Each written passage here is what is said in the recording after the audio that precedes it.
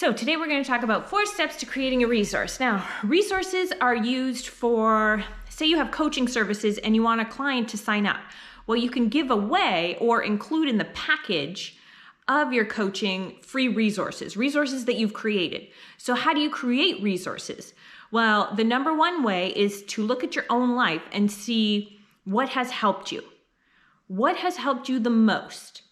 And go from there. You can also, in a book you wrote or a book that you found helpful, things like that. So you need to pick out a piece of information. It does not have to be large. It can be just one page of information. It can be a top 10 list. It can be a top 2 list.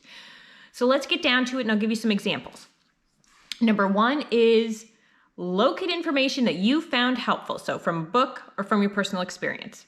Number 2, title your resource in a way that adds value. Okay, so now you've taken this list. So we're going to take, I have an audio that I give away to people who sign up for things occasionally. And it's the 2, I call it, what do I call it? The 2 most important questions you can ask your client.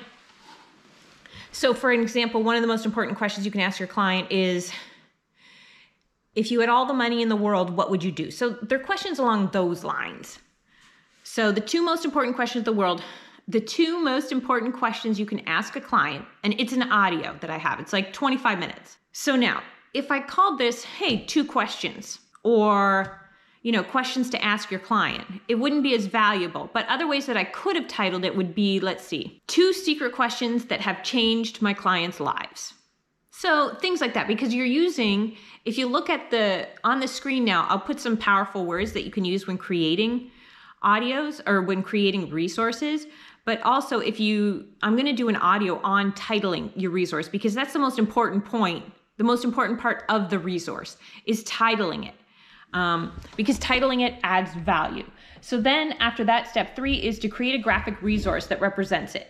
So now a graphic representation is also part of your packaging, if you will. So that plus the title plus the description all are part of the packaging of that specific resource.